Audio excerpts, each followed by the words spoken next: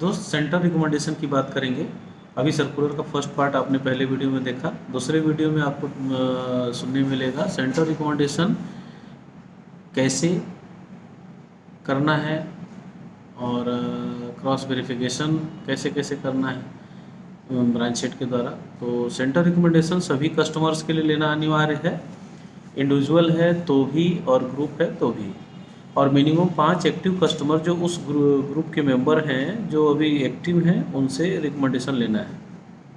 यदि नया group create कर रहे हैं, उस दशा में नया समूह क्रिएट कर रहे हैं, तो उसमें अलग अलग ग्रुप एक दूसरे के लिए जिम्मेदार होंगे। सेम ग्रुप के मेंबर सेम ग्रुप के लिए रिकमेंडेशन साइन नहीं करेंगे। मतलब 4 ग्रुप अगर बनाए हैं तो पहला ग्रुप दूसरे के लिए, दूसरा तीसरे के लिए, तीसरा चौथे के लिए और चौथा पहले के लिए। या फिर 3 ग्रुप बनाए हैं तो पहला दूसरे के लिए, दूसरा तीसरे के लिए, तीसरा पहले के लिए। इस तरह से रिकमेंडेशन साइन करवाएंगे, ठीक है। और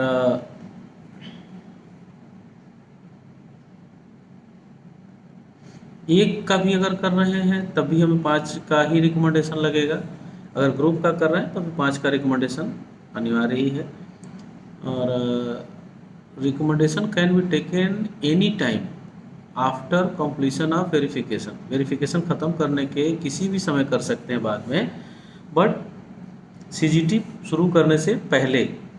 मतलब सीएसआर वेरिफिकेशन कंप्लीट करने के बाद सेंटर रिकमेंडेशन साइन करा लेंगे, उसके बाद ही सीजीटी शुरू करेंगे, ठीक। जब रिकमेंडेशन मतलब एक दूसरे की गारंटी कस्टमर लिख देती है उसके बाद ही सीजीटी 1 करेंगे, ठीक है। ऐसा नहीं सीजीटी करने के बाद रिकमेंडेशन कराएंगे, ऐसा नहीं हो सकता।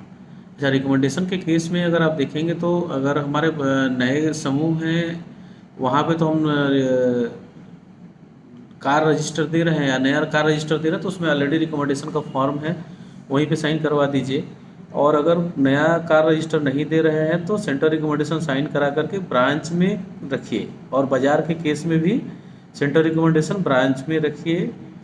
ऑडिट के पर्पज़ से कम 1 साल तक का रिकमेंडेशन फॉर्म फिल करके रखिए। जो सेंटर रिकमेंडेशन सेंटर पे नहीं है, जैसे ओल्ड सेंटर है जहाँ पे नया कार रजिस्टर नहीं दिया, कस्टमर आ गई है ब्रांच पे, तो वहाँ पे उससे साइन करवा लिए जॉइंट लायबिलिटी 5 मेंबरों का जो अलग है एक्टिव मेंबर, और उसको ब्रांच पे रखा। और बाज़ार के केस में सभी कस्टमर्स का रिकमेंडेशन फॉर्म आपको ब्रांच पे सुरक्षित रखना होगा। 2 फाइल बना लेंगे, सरल सेंटर रिकमेंडेशन डेट वाइज और बाज़ार रिकमेंडेशन डेट वाइज।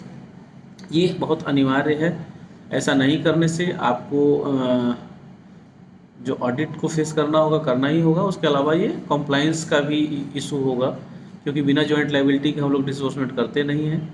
तो इस तरह से रिकमेंडेशन को कंप्लीट कीजिए। साथ ही क्रॉस वेरिफिकेशन के बारे में अगर बात करें तो क्रॉस वेरिफिकेशन ब्रांच हेड के द्वारा किया जाएगा। हर कस्टमर्स का क्रॉस वेरिफिकेशन मैंडेटरी है ना। कोई भी नया कस्टमर जुड़ता है जेएलजी में तो हर कस्टमर का वेरिफिकेशन ब्रांच हेड के द्वारा किया जाना चाहिए। सभी 100%, मतलब अगर 10 कस्टमर जुड़े तो 10 के 10 कस्टमर्स का घर वेरीफाई करें और हर वेरिफिकेशन में 3 से 5 मिनट स्पेंड करें, जिससे उसको एसेस करने में सावधानी हो। और वहीं क्रॉस वेरिफिकेशन के टाइम पे ही ग्रेविटी में जो टैब यूज कर रहे हैं, मोबाइल पे यूज कर रहे हैं, वहीं पे उसको फिल करें। सरल के केस में उसके घर पे, बाज़ार के केस में उसके दुकान पे क्रॉस वेरिफिकेशन ब्रांच हेड के द्वारा किया जाना चाहिए। प्लस कस्टमर का इंडिविजुअल अगर कर रहे हैं या प्लस कस्टमर का रिपीट कर रहे हैं, उस केस में भी 100% क्रॉस वेरिफिकेशन ब्रांच हेड के द्वारा किया जाना अनिवार्य हो गया है। एक भी कस्टमर को छोड़ना नहीं है, तो ये ध्यान रखें। यह आपका 7 नवंबर से लागू हो जाएगा, तो इसके लिए आप लोग को बेहतर है कि इसको 1 नवंबर से ही लागू करने का दिमाग में प्लान रखिए, जिससे कि कहीं भी आपका ऑब्जर्वेशन नहीं आने पाए। आगे बढ़ना है तो आपको ये ध्यान रखना होगा। For plus and plus lone, verification and cross verification can be done on the same day। जिस दिन CSR वेरिफिकेशन किया है उसी दिन ब्रांच हेड क्रॉस वेरिफिकेशन भी कर सकता है, ठीक।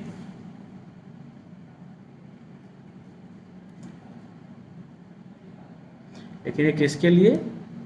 प्लस एंड प्लस प्लस, ठीक है ना, फ्रेश के लिए नहीं। ओके, तो इसको आप लोग अच्छे से देखिए और अपने सभी CSR को भी समझाइए, जिससे कि आप लोग कहीं वायलेशन ना करें। Thank you.